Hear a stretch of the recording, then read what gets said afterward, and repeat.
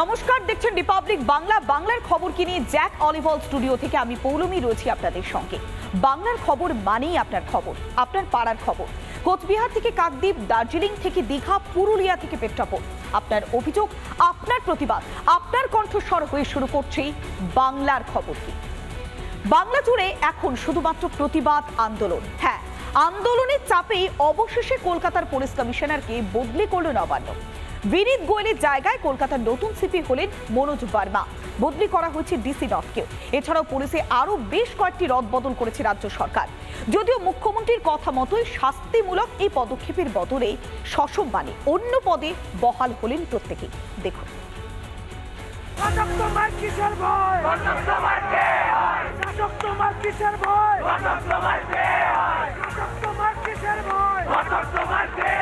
বিনীত যেখানে কাজ করতে চেয়েছে সেখানেই তাকে দেওয়া হয়েছে। দেখো, পুলিশ আমাদের ফোর্স এবং তারা সারাক্ষণ কাজ করেন, তাদের দিকটাও আমাদের দেখা উচিত।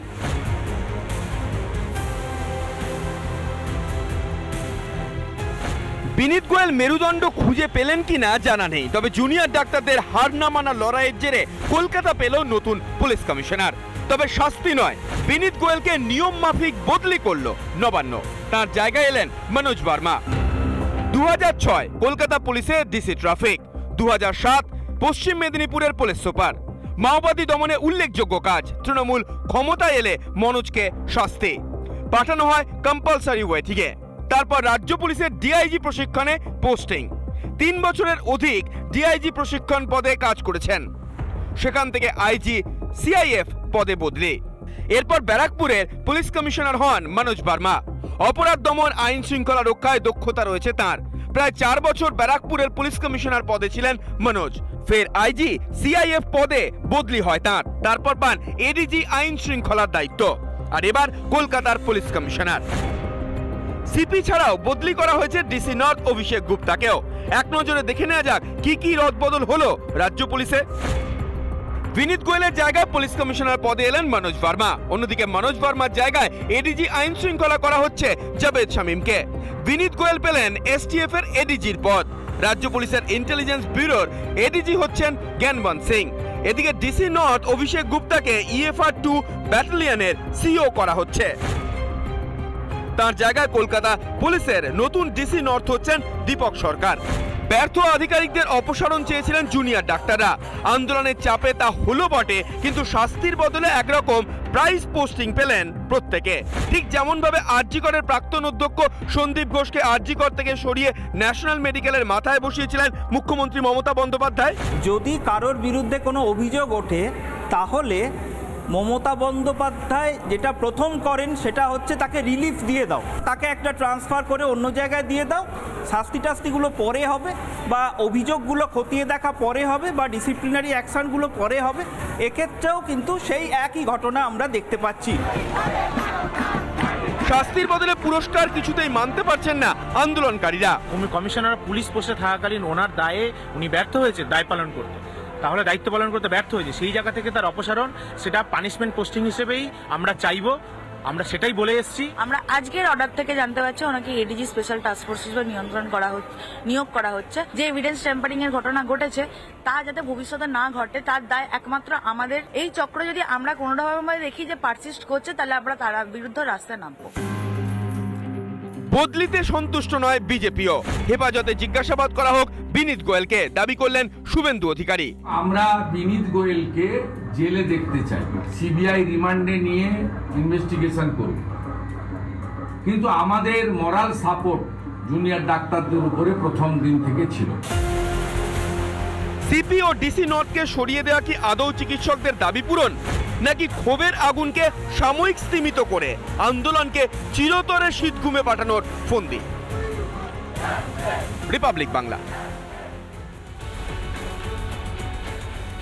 অভয়কাণ্ডের পর জুনিয়র চিকিৎসকদের আন্দোলনের জেরে মাথা নত করতেই হলো মুখ্যমন্ত্রী মমতা বন্দ্যোপাধ্যায়কে। দাবি মেনে পড়েছে রদবদলের পাশাপাশি সরানো হলো ডিরেক্টর অফ মেডিকেল এডুকেশন এবং ডিরেক্টর অফ হেলথ সার্ভিসেসকে। আমরা ওদের কথা মতো ডিএম এবং ডিএইচএস কে সরাবার সিদ্ধান্ত নিয়েছি।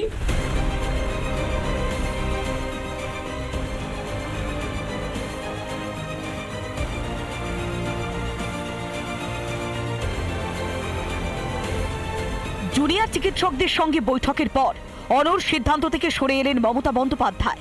পুলিশের পাশাপাশি নিজের হাতে থাকা স্বাস্থ্য দপ্তরের দুটি গুরুত্বপূর্ণ পদেও রদবদল করলেন মুখ্যমন্ত্রী।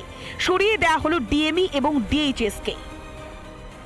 এখন দেখার বিষয়, স্বাস্থ্য দপ্তরের যিনি সচিব আছে তাকে তো মুখ্যমন্ত্রী ঘোষণাই করে দিয়েছেন যে তাকে বদলানো সম্ভব নয়, কারণ একটা পরিবার থেকে যদি সবাইকে বাদ দেওয়া যায় তাহলে কি করে গোটা অ্যাডমিনিস্ট্রেশনটা চলবে। কিন্তু তারপরেও ছাত্রছাত্রী যারা রয়েছেন বা এর পাশাপাশি যারা জুনিয়র ডাক্তাররা রয়েছেন তাদের তরফে বক্তব্য যে সামগ্রিকভাবে পদত্যাগ করানো হলো বা অপসারিত হলো, তাতে করে আখেরে আদৌ কি স্বাস্থ্য ভবনের কিছু লাভ হবে? ডিএমই কৌস্তব নায়ককে সরানো হলো, তাকে পাঠানো হলো আইএইচ এবং এফডব্লিউতে। অধিকর্তা পদে কাজ করবেন তিনি। সরলেন ডিএইচএস দেবাশিস হালদার। পাঠানো হলো স্বাস্থ্য ভবনের পাবলিক হেলথ বিভাগে, সেখানে ওএসডি পদে কাজ করবেন তিনি। ডিএইচএস ইনচার্জ হলেন স্বপন সোরেন। 9 অগস্ট আরজিকর হাসপাতালে কর্তব্যরত তরুণী চিকিৎসককে ধর্ষণ এবং খুনের ঘটনায় উত্তাল গোটা দেশ। জুনিয়র চিকিৎসকদের আন্দোলনের জেরে পরিস্থিতি নিয়ন্ত্রণের বাইরে চলে যায়।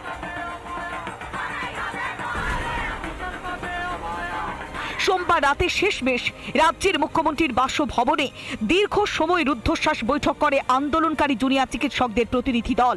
এই মুহূর্তে দাঁড়িয়ে বিভিন্ন ক্ষেত্রে মমতা বন্দ্যোপাধ্যায় যা চিকিৎসকদের সঙ্গে আলোচনা করে পরিবর্তন ঘটিয়েছেন স্বাস্থ্য দপ্তরে এবং তার পাশাপাশি কলকাতা পুলিশের অভ্যন্তরে। শেষ পর্যন্ত বিচার কি আদৌ মিলবে তা নিয়ে প্রশ্ন বিস্তর, এবং সেই প্রশ্ন এই মুহূর্তে আবার তুলতে শুরু করেছেন জুনিয়র ডাক্তাররা। তবে স্বাস্থ্য সচিবের পদে এখনো রয়েছেন নারায়ণ স্বরূপ নিগম। অভয়াকাণ্ডের পর একাধিক অভিযোগ সামনে এসেছে স্বাস্থ্য দপ্তরকে জড়িয়ে। স্বাস্থ্য দপ্তরে ঘুঘুর বাসা যে রয়েছেই তার অস্বীকার করার কোনো উপায় নেই। অন্যদিকে নতুনদের বসিয়ে আদৌ কি কমবে দুর্নীতি, এখন সেটাই দেখার। রিপাবলিক বাংলা। আরজিকরের দুর্নীতির তদন্তে সন্দীপ ঘোষের বিরুদ্ধে তদন্ত রিপোর্ট কলকাতা হাইকোর্টে পেশ করল সিবিআই দুর্নীতি দমন শাখা। রিপোর্টে একাধিক গুরুত্বপূর্ণ ইঙ্গিত মিলেছে। 25শে নভেম্বর ওই মামলায় তদন্তের পরবর্তী অগ্রগতি রিপোর্ট পেশ করবে সিবিআই।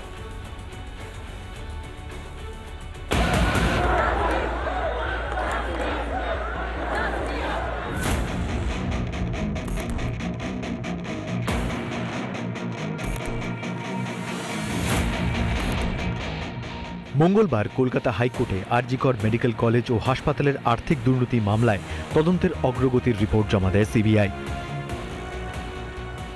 আরজিকরে অভয়ার যে নারকীয় ঘটনা, সেই ঘটনার পরেই কিন্তু উঠেছিল দুর্নীতির অভিযোগ এবং পাহাড় প্রমাণ সেই দুর্নীতির তদন্ত কিন্তু গেছিল সিবিআইয়ের হাতে। সিবিআই যেটা কলকাতা হাইকোর্টকে, মহামান্য কলকাতা হাইকোর্টে তারা যে রিপোর্ট দিল, সেই রিপোর্ট যদি দেখা যায় সেখানে কিন্তু সিবিআইয়ের তরফ থেকে বলা হচ্ছে যে দুর্নীতি হয়েছে। এদিন একটি মুখ বন্ধ খামে সেই রিপোর্ট জমা পড়ে। আরজিকর হাউস স্টাফ নিয়োগে গরমিল, মিলেছে দুর্নীতির আভাস। আর্থিক দুর্নীতিতে যোগ 4 জনের।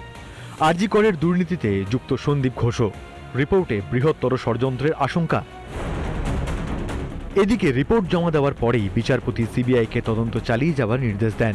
সেই মতো আগামী 25শে নভেম্বর সিবিআইকে তদন্তের অগ্রগতির সম্পর্কিত নতুন রিপোর্ট জমা দিতে বলেছে আদালত। জন জড়িত আছে সবাই যেন তদন্তের আওতায় আসে এবং সবাইকে যেন মানে আমরা তো ওই মুহূর্তে কাউকে চিনতে সবাই যেন দোষী প্রমাণিত হয়ে সাজা পায়। আমাদের খুশি হতো যদি আমাদের মেয়েটা ফেরত আসতো, সেটাই খুশি হতো। আমরা কোনো কিছুতে খুশি বা আনন্দের কোনো ব্যাপারই নেই। অভয়াকাণ্ডের ঘটনা সামনে আসার পরেই আরজিকরের প্রাক্তন অধ্যক্ষ সন্দীপ ঘোষের বিরুদ্ধে একাধিক দুর্নীতির অভিযোগ আনেন প্রাক্তন ডেপুটি সুপার আখতার আলী। যে 4 জন ইতিমধ্যেই গ্রেপ্তার হয়েছেন, অর্থাৎ সন্দীপ ঘোষ সহ যে আরও যে 3 জন গ্রেপ্তার হয়েছেন, তারা প্রত্যেকেই কিন্তু যদি বলা যায় যে এই দুর্নীতির সঙ্গে যুক্ত এবং বৃহত্তর ষড়যন্ত্রের মাধ্যমে দুর্নীতি হয়েছে।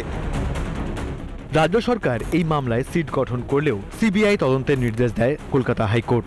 সেই মতো সিবিআই গ্রেপ্তার করে সন্দীপ ঘোষকে।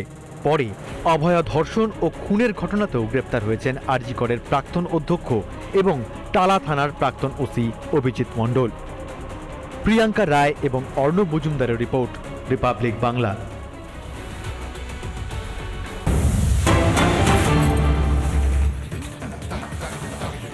বিশ্বকর্মা পুজো রাতে অভয়াকাণ্ডের প্রতিবাদ, হাতে ঘুড়ি নিয়ে প্রতিবাদ, কাঁচরাপাড়া রাস্তায় পথনাটিকা।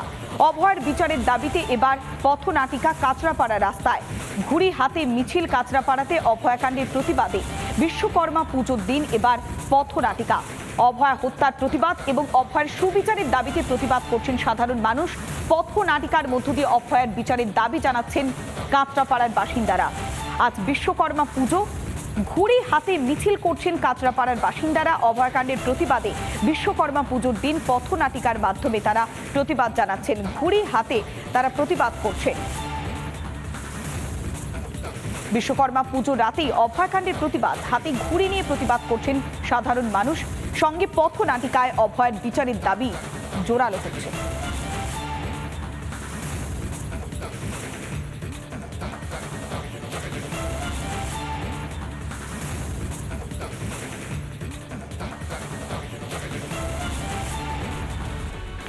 একদিকে অভয়াকাণ্ডে তোলপাড় গোটা দেশ, আর এর মাঝেই ভর দুপুরে চলন্ত বাসে অষ্টম শ্রেণীর ছাত্রীকে গলা কেটে খুন। ছুরি দিয়ে কোপানোর পরেই চলন্ত বাস থেকে চম্পট দেয় অভিযুক্ত। হাড় হিম করা এই ঘটনা পূর্ব বর্ধমানের কেতুগ্রামে। দীর্ঘ 6 ঘন্টা তল্লাশির পর অভিযুক্ত হিজবুল শেখকে এবার গ্রেফতার করেছে পুলিশ।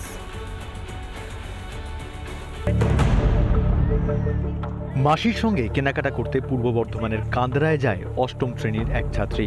কেনাকাটা শেষে তারা কেতুগ্রামের আন্না গ্রামের উদ্দেশ্যে বাসে চেপে রওনা দেন। কিছু বুঝে ওঠার আগেই বাসের মধ্যে কিশোরীকে এলোপাথারি ছুরির কোপ দেয় এক যুবক। রক্তাক্ত অবস্থায় বাসের মেঝেতে লুটিয়ে পড়ে মেয়েটির নিথর দেহ। রেলঘাটের ওইখানে পার হয়ে খানিকটু যেয়ে দেখছি ওর হাতটা বাড়াইলো, ওই সেটার আগে থেকে হাতটা বাড়িয়ে আমাকে পেঁয়াজ মারছে। আর আমি ওর গেঞ্জিটাকে ধরে চেপে আমি তুমি কি করলি, তোমার কি করলো কয়েছে। আর ও আমাকে রাখে হাতটাকে আমার ঝাক্কা দিয়ে ছিটটা পেঁচে দিকে কেমন দিন নেমে পালিয়ে গেল। ছুরির কোপ মেরেই চলন্ত বাস থেকে লাফ দেয় অভিযুক্ত যুবক। তার নাম হাজিবুল শেখ। পুলিশের অনুমান অভিযুক্ত নিহত ছাত্রীর পরিচিত। 6 ঘন্টা পর হাজিবুলকে গ্রেপ্তার করে কেতুগ্রাম থানার পুলিশ।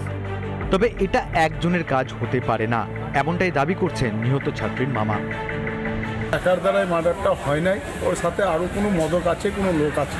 খুনের কারণ কিছু বুঝতেই পারছি না, কিছু জানি। ওকে জ্বালাতো, চরম জ্বালাতো, বিরক্ত করতো।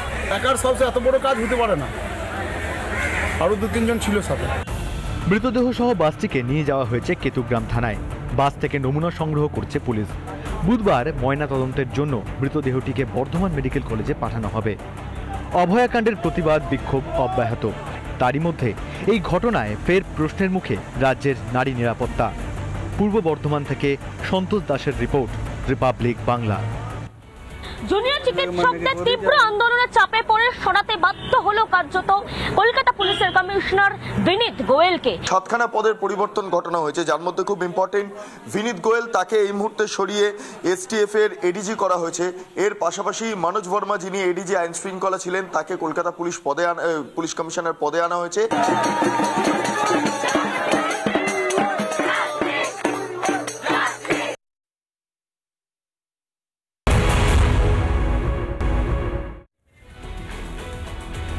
সরেছে নিম্নচাপের মেঘ, থেমেছে বৃষ্টি, যদিও বাংলা জুড়ে কাটেনি জল যন্ত্রণা। গত 3 থেকে 4 দিনের বৃষ্টিতে বানভাসী দশা দক্ষিণবঙ্গের একাংশের। পরিস্থিতি মোকাবেলায় তৎপর রয়েছে প্রশাসন। ইতিমধ্যে সচিব পর্যায়ে 10 জন অফিসারকে দেওয়া হয়েছে বিশেষ দায়িত্ব। কোথাও বা ত্রাণ সংগ্রহ করতে গিয়ে, কোথাও বা রাস্তা পারাপার করতে গিয়ে সলিল সমাধির ঘটনাও ঘটেছে।